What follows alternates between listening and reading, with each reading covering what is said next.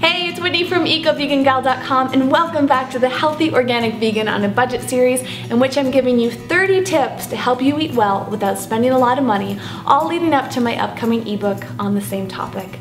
In this video, I want to give you some meal ideas that you can use to please other people in your household. This could be your family members, whether it's just you and your spouse, your partner, whether you have kids, maybe it's just a roommate, maybe you're staying with your family or something, but it's a very common question that I get is, what do I make for people when I recently went vegan and they're not, or we all went recently vegan and we just don't know what to make?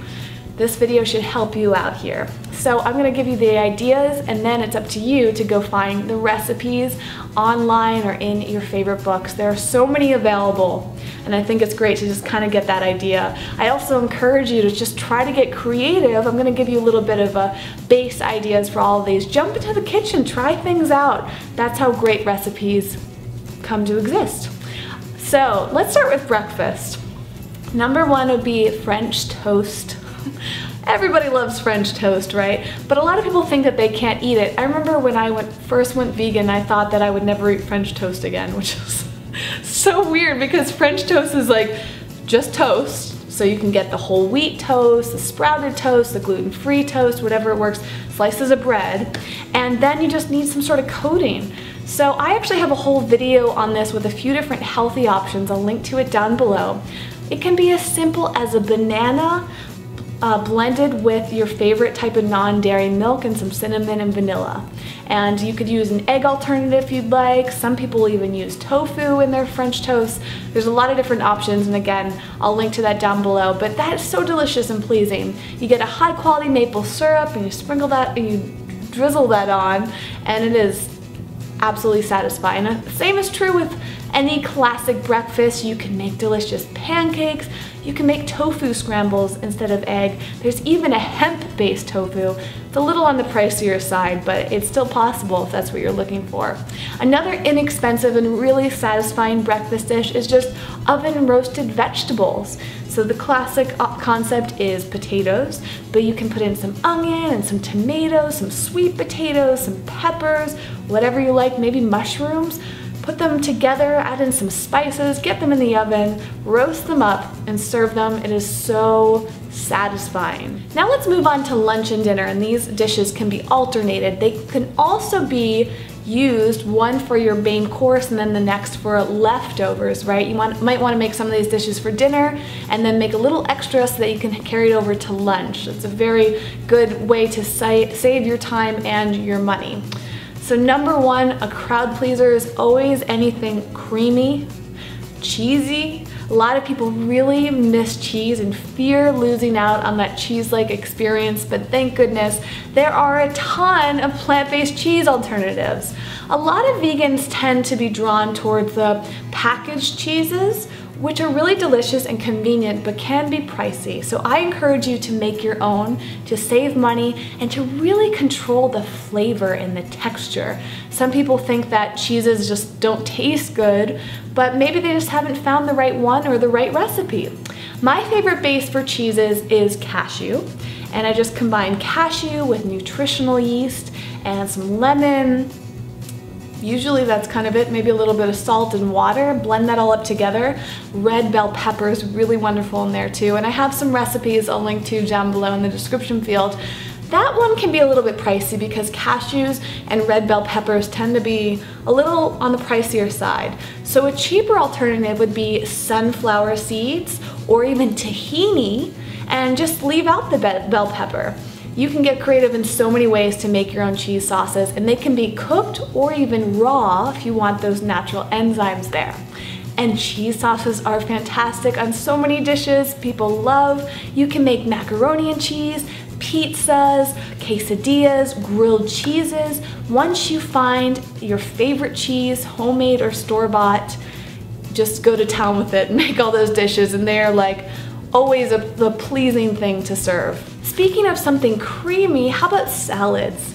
A lot of people associate salads with being boring, but really a salad can come to life when you have a really good dressing. And I really encourage you to make your own dressings that'll save you a lot of money and allow you to control the amount of calories and fat and nutrition that goes into it. So just get creative. All you need is a blender or even just a mixing bowl with a whisk, and just start combining things. Lemon is a phenomenal base, vinegar is as well. You can use some oil if you don't mind that content, and then put in some herbs and spices and just combine away. Of course, you can look for a lot of recipes. Find a few that you love, you can keep them bottled in the fridge, and then the family can make their own anytime they want, and you can always serve that as a side dish or a main course with your favorite vegetables, your grains, your legumes, your fruits even. Just make salads an exciting, pleasurable experience for people, and they'll grow to love them. A classic favorite are veggie burgers and veggie meatloafs. I've talked about this in some other videos, but they are so simple to make, and there are a ton of recipes online and in cookbooks.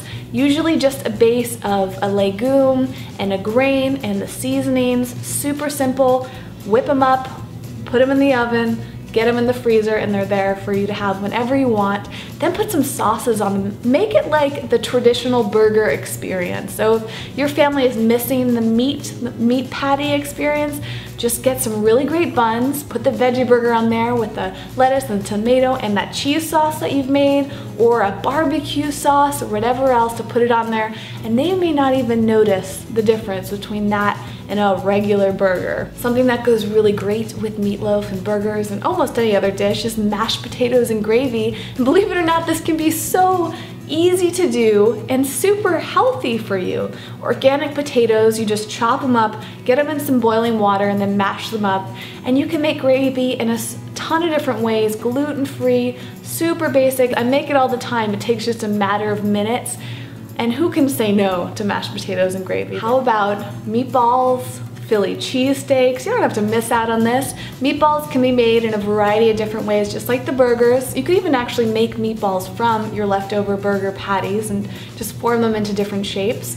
And instead of something like a Philly cheesesteak, you don't need the steak anymore. You could use portobello mushrooms or just a ton of vegetables, again with that cheese sauce that you've nailed by now. Put that in some bread and it recreates that experience. A lot of these recipes are really all about recreating that experience of the kind of traditional meat and dairy based options. As long as you have something that is filling and creamy and salty and full of flavor, most people are not gonna miss the old stuff. Okay, let's move on to dessert. You can't forget that, right? Number one, if you want something really simple and healthy, how about a milkshake? Okay, seriously, this can be super healthy because you don't need any sort of ice cream. You certainly could get a delicious dairy-free ice cream. Many exist. They tend to run around $4, $5, $6, $7, $8 depending on what type you're getting. I say just freeze some bananas. Bananas are a phenomenal replacement for ice cream. You get them in the freezer, you find your favorite non-dairy milk or make it yourself to save the money, and then you blend together that along with a nut butter like peanut butter or almond butter.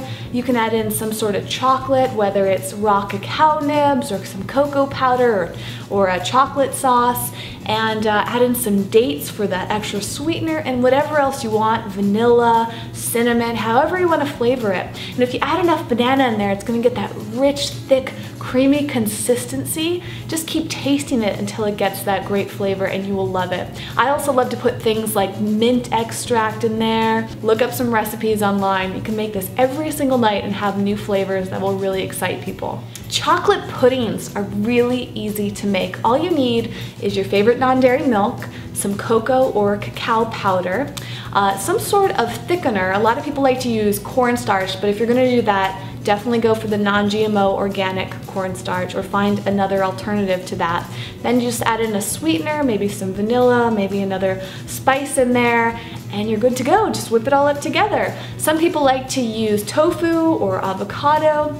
Avocado is probably gonna boost up the price and the fat content. Tofu, just make sure that it's organic. And lastly, how about brownies? A really great recipe to check out is black bean brownies. If you haven't made these yet, you're missing out. They're really nutritious because they're loaded with the protein from the beans, but you would never know the beans were in there.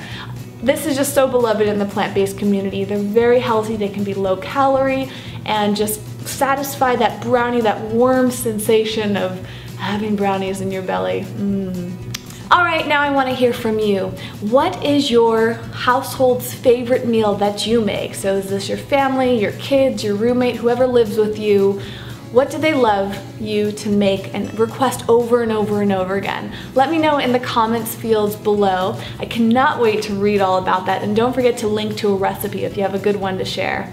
If you like this video and you found it helpful, give it a thumbs up, and if you have yet to subscribe to this channel, please do right here so you don't miss out on any of the videos like this. And speaking of which, if you want all 30 of the videos in the Healthy Organic Vegan on a Budget series, be sure to sign up for the mailing list right down below in the description field, and I'll deliver them to you every single day in your email inbox. Thank you so much for watching. I will see you tomorrow, and until then, you can check out ecovegangal.com for more information about healthy, happy living. And also, I would love you to join the social media community so you can connect with me, I can connect with you, and we can all connect with the amazing community that is there on places like Facebook and Twitter, Instagram, Pinterest. There's so much support and love there, so be sure to check it out in the description fields down below. Alright, I will see you next time. Bye! In this video, I want to tell you all about slow cookers, how to use them, why to use them, and all the